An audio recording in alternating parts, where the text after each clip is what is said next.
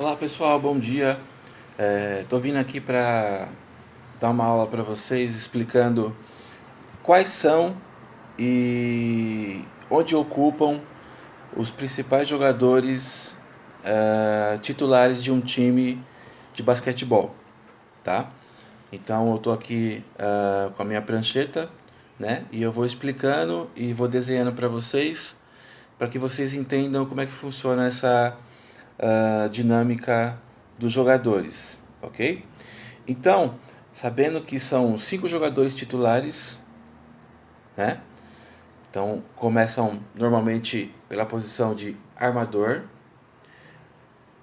ala armador, ala, ala pivô e o pivô que é o maior de todos lá, o cara, o, o reboteiro, o cara que joga lá dentro do garrafão, certo? Então aqui eu tô com a minha prancheta, né? Vou usar desse lado aqui para que vocês vejam um pouquinho melhor, certo? Então, ó, os jogadores eles têm são reconhecidos por números, né? Então cada jogador para facilitar até a dinâmica do treinador e do professor, eles dividem por números, né? Então a posição número 1 é o armador.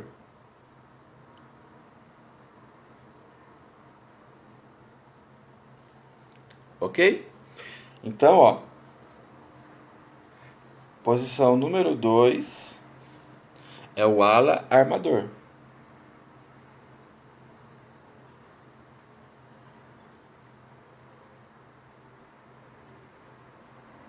Correto? Na sequência aqui, ó, o 3. O 3 é o ala, certo? E aqui, posição número 4 é o ala pivô, né? Que é a mescla de ala e pivô, ok? E por último, o pivô, certo? Seria mais ou menos assim nessa ordem, tá? Os 5 titulares de um time de basquete, ok? Vamos falar por característica, tá? Então, cada jogador ele tem uma característica peculiar, né? Que determina mais ou menos a sua forma de jogar. Hoje em dia, no basquete moderno, essas posições não são tão rígidas, né? Tem bastante flexibilidades e bastante jogadores versáteis, né? Que aí consegue fazer uma ou duas ou até mais posições dentro do jogo, né? E de acordo até com estatura também e com o nível de agilidade, de habilidade, um pouco de visão de jogo, de enxergar o jogo de uma maneira diferente, certo? Então, ó, ilustrando aqui, vamos falar de um aspecto morfológico ainda, que é a questão da estatura, tá? No basquete mais clássico, mais convencional, que a gente está acostumado, normalmente o armador é o menor do time, né? Ele é o cara que tem uma estatura média aí, vamos colocar hoje de 1,90 m, 1,85 m, 1,90 m em média, né? E aí depois, conforme vai, digamos, aumentando o tamanho físico, o jogador ele tende a ir para outras posições, migrando para outras posições, né? Então aqui o armador, que é o responsável pela armação, né? O cara que vai pensar, o cara que vai ditar o ritmo do jogo, ok? O ala armador é o cara que vai dar suporte para o armador, né? Tanto na função de armar as jogadas, né? Quando conduzir a bola também, levando a bola para o ataque e fazendo, distribuindo as jogadas, né? É um cara um pouquinho mais alto que o armador, coloca aí 1,95 m na média, né? 1,90 m, 1,95 m, nessa média mais ou menos. E é o cara que ajuda o armador nessa função de levar a bola, de construir as jogadas, né? O ala, vamos colocar aí, o ala normalmente é aquele cara mais decisivo do jogo, né? É um cara que tem um bom arremesso de três e é um cara também que sabe jogar lá dentro da área pintada, né? Que aqui é o garrafão, também ele sabe jogar lá dentro. Ele usa as bolas de fora, do perímetro, e também as bolas de garrafão, né? Normalmente é um cara aí de uns 2 metros de altura, mais ou menos, né? A gente colocar aí na média. É um cara forte, né? Tem capacidade também de ajudar os pivôs, auxiliar os pivôs. E é o cara que também pode auxiliar os armadores, está ali no meio termo, né?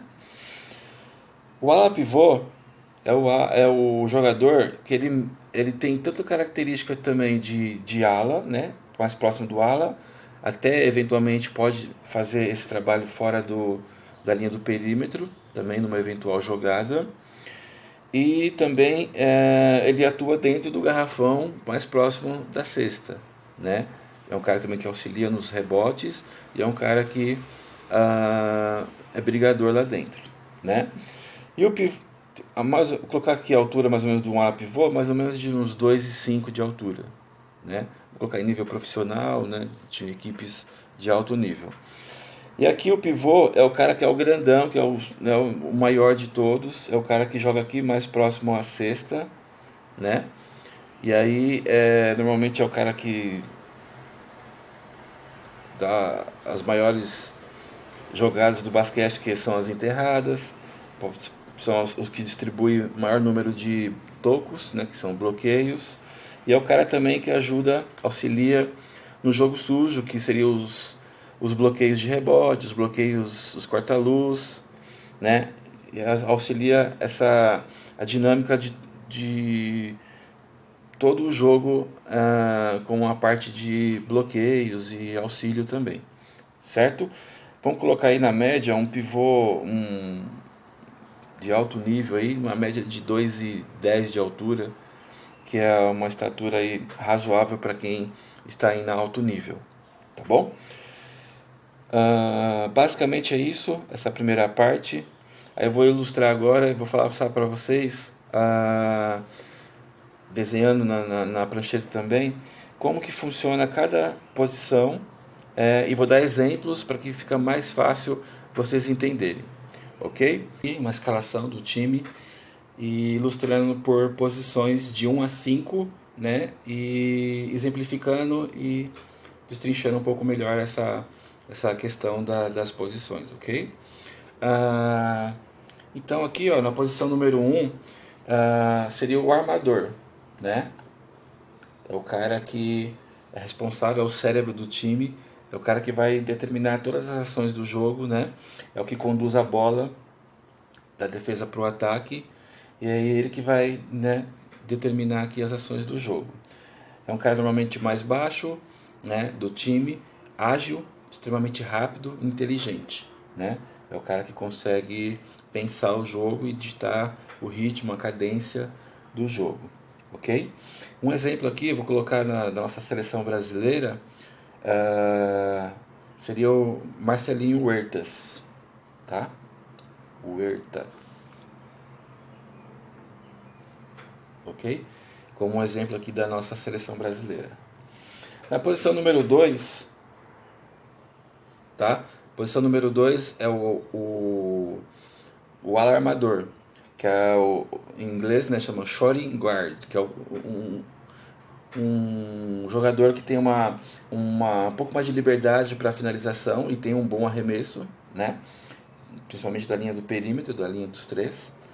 E também é chamado de escolta, porque é o cara que auxilia o armador, né, carregando a bola. Então ele tem a função também de estar trazendo a bola e auxiliando o armador, né? Por isso que tem essa denominação de escolta.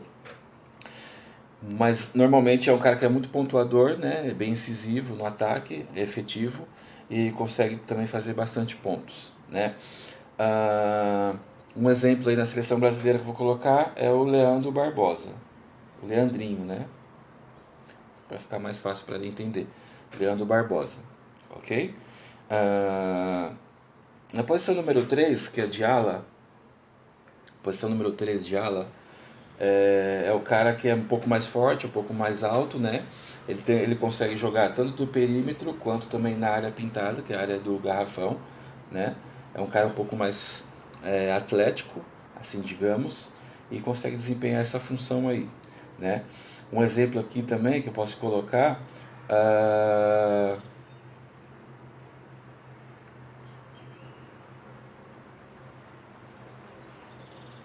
Marquinhos, né? Vou colocar aqui o Marquinhos, atua no Flamengo hoje em dia, né? Marquinhos é um exemplo aí de ala, ok? Ele tem um bom chute de 3 também, ele tem essa capacidade de jogar um pouquinho mais fora do garrafão, certo? Posição número 4. O 4 é o cara que joga mais próximo do garrafão, né? Mais nessa área do perímetro, do média curta distância aqui, ó. Né? Também ele consegue também jogar um pouco mais afastado. Alguns hoje conseguem até, né, ter uma especialidade de arremessar de 3 pontos. Auxilia aqui os jogadores dentro do garrafão. Faz parte também do jogo dos bloqueios, né, e as nuances do jogo, né, os bloqueios. E também é incisivo nos rebotes, tanto de ataque quanto de defesa, né? Também ajuda nessa função, ok? Um exemplo que eu daria hoje aí é o Varejão, Anderson Varejão, né? Jogou bastante tempo no Cleveland Cavaliers, né? Jogou nessa posição aqui de ala pivô. E o pivô, que é o maior de todos aqui embaixo, né? Que é o cara que é o reboteiro, o cara que é o mais forte do time, é o xerifão ali, né? O cara que comanda ali as ações do garrafão, tanto no ataque também quanto na defesa. É o cara que faz os bloqueios, é o cara que sobe para fazer pick and roll, é o cara que, né, pode estar atuando dentro dessa área aqui. Normalmente ele pode ter um arremesso um pouco mais curto, né? Não sai muito para fora do garrafão, ele domina mais essa área aqui, né? Um exemplo que a gente pode colocar é o Nenê Hilário, né? Que atua na NBA hoje em dia, ok? Então é esses 5 jogadores, né? Cada um na sua posição, basicamente assim que se distribui os jogadores, ok? Muito obrigado, valeu.